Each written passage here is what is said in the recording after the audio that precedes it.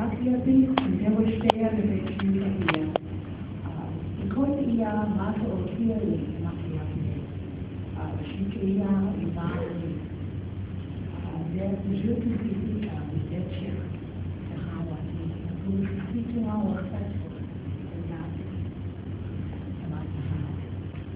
I greeted you in the standard Dakota greeting.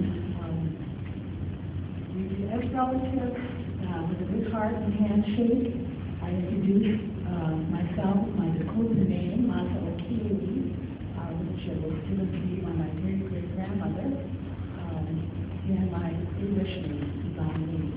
I am from this community, the place where they do yellow medicine, and also from Wapakin on my mother's side. I don't know where to begin, because as an elder,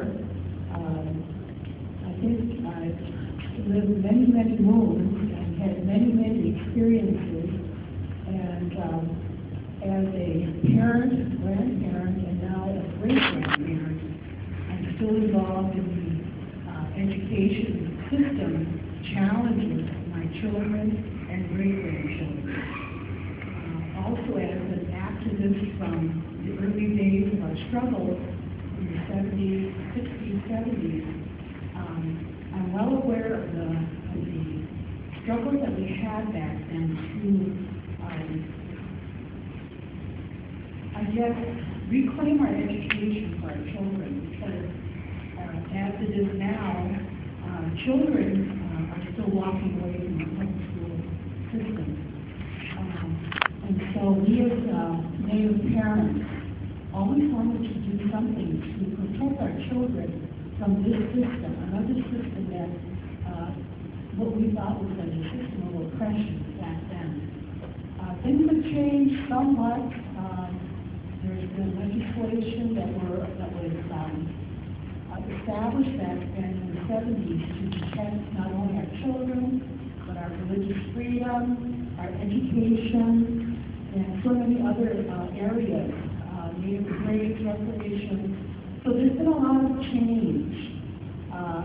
But again, whether the legislation can be enforced or whether those people involved in our education systems recognize that our children have certain needs that need to be met. And so as a parent and having worked in the field of education myself, I'll have some maybe some tips for you as an educator on how to address Native children in your classroom.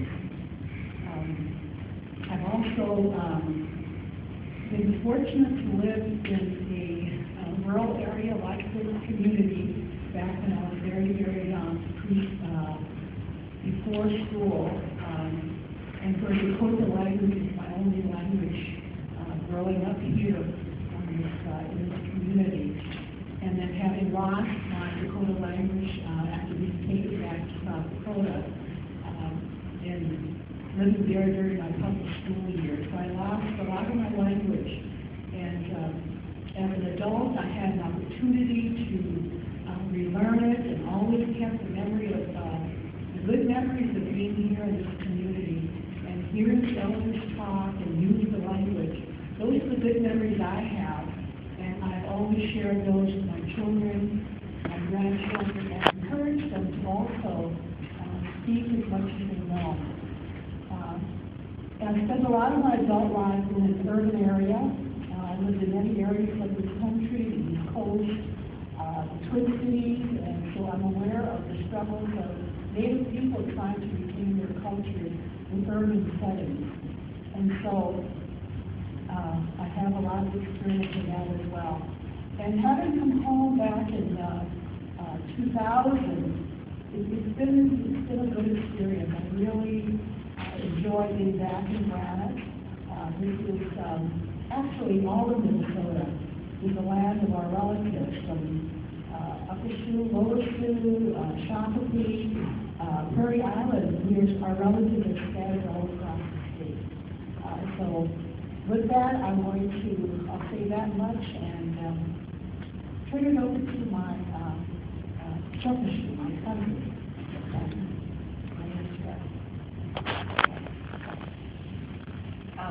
I do want to thank you for allowing me to be here. It's my pleasure.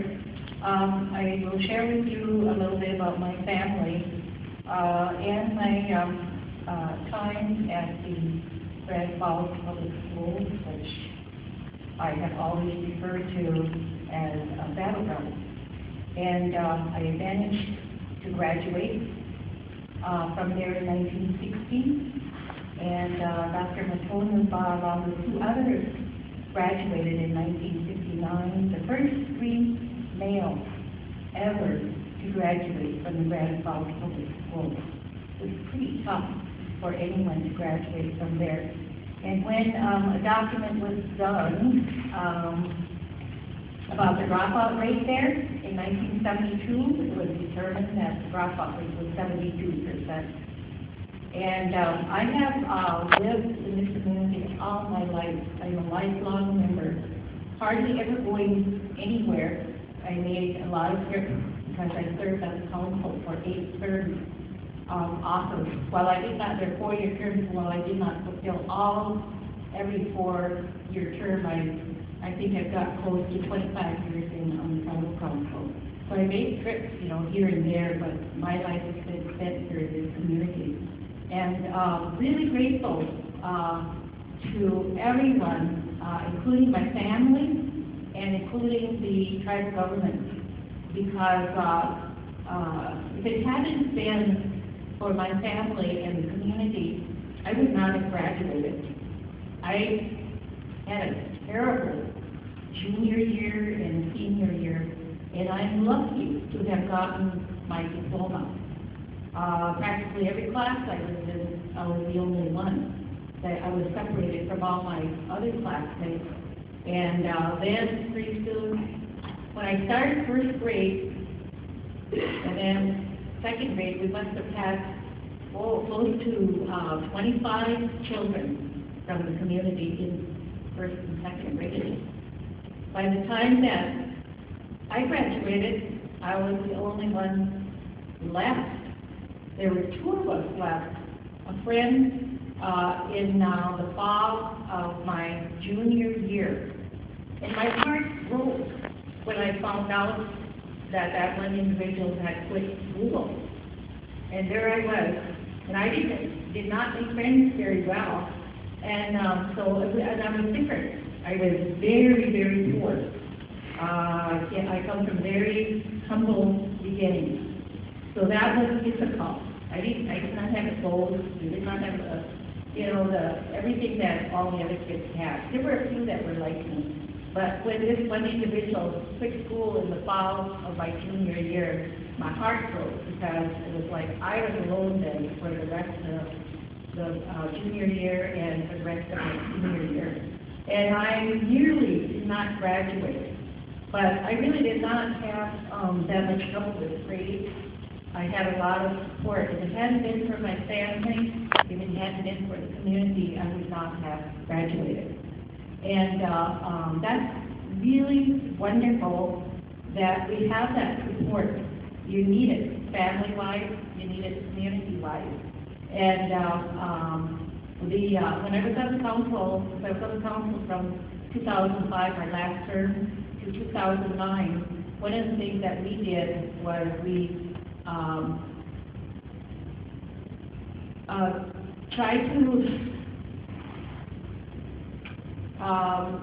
what's the word I'm trying to look for, but it's like to tell all the young people how important education is, to encourage them to graduate.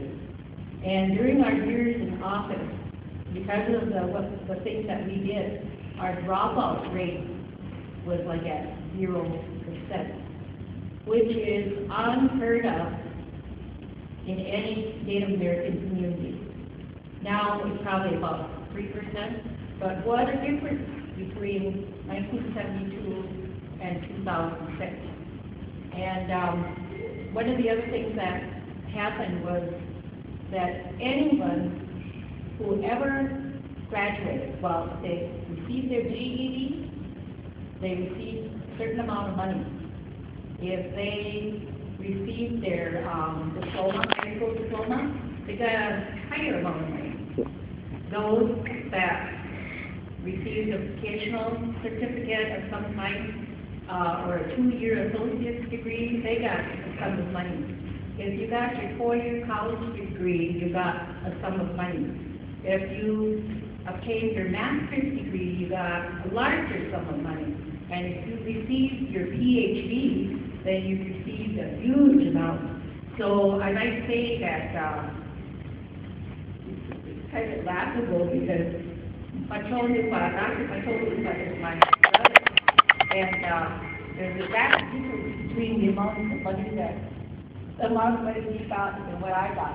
But I was very grateful to get that anyway. And then my niece too, his doctor was Italy, received the same amount. His other daughter would have received the same amount if she graduated from Hamilton Law School, but she's not a member yet. She will be in a couple of years. You have to stay here 2 years before you can become that member and receive the benefit. So we approved that and had a wonderful banquet here and gave everybody, we thanked them for getting their education and we encouraged more of it. So this year we had 10 graduates from the community and community members, and that's wonderful. And but they didn't, if they didn't get the support from the community and all of the help, I dare say, I would bet my few dollars on the fact that the drop-off rate would not be at 2 or 3 or 4%. It would probably be closer to that 72% that we had back in 1972. But this community gifts and favors and pushes, urges and help anyone who's trying to get a degree. We have funds from, I think it's the BIA, and I don't know where else, to send somebody to college for one school. But because of the proceeds from the casino, we can supplement that and make them a little more comfortable in going to college or wherever they want to go. And we're not quite like Mr. Blake or Shopee, because they have a fund where they will send any of their community members anywhere in the world that they want to go to school.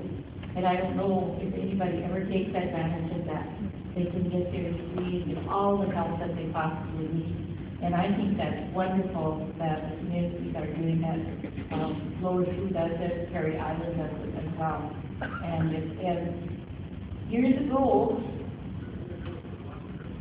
we used to have I think at one point in time the voting was, the membership was like 67 adults. We had 36 children. Today, we have 263 voters or members, and we have 200 and some children. So we have grown considerably since way back in 1987 or so. But see, now I went off on a tangent and I had a point to make about that, and I forgot it. Like I was telling Darlene, last night, that when you're at my age, you got to talk fast, otherwise you forget what you're going to say.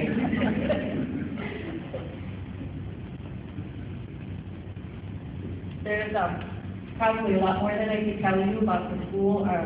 I still have to say that unless we have support within the school, I wouldn't want to send my child to Granite Falls. I did. And he didn't want to be there, so he went to Flanders. We stayed at Flanders Indian School 1 year, and I got thrown around by the older boys because he was doing algebra and some of those math subjects. Those subjects were taught to the senior boys, and that's where they put him. He was only in 9th grade. And so he had a difficult time there, so he came back to Granite Falls. He too graduated from the school. But I worked at the Grand Falls Public Schools for 9 years under a language and culture, Dakota language and culture program. And my being at the school made all the difference in the world for him. Because once I got there, he had it made in a way because the people, the staff, faculty, everybody knew that I was working there, and they knew how, I was like my mom. She would battle for us kids. Every time we had a problem at the school, she would go up there and try to get it straightened out. And she did not hesitate, to do that, because she didn't want any of us picked down, or if we were treated badly by teachers, she would never allow that. And she was highly respected by faculty and staff at the school because they got to know her. They knew that she wouldn't allow anything to go wrong if she could possibly help it. She was the kind of person that would go to the state and ask officials to come down, which it happened a couple of times. So, so when I got to the school and started working there, it made all the difference in the world for my son, and I was really proud of him that he was able to graduate from the Grand Falls School as well. So anyway, I want to, I think, share with you a little bit about my family and our culture. And I don't know if I should take the time now to do that. I want to tell you a story. Our place in this area is rich in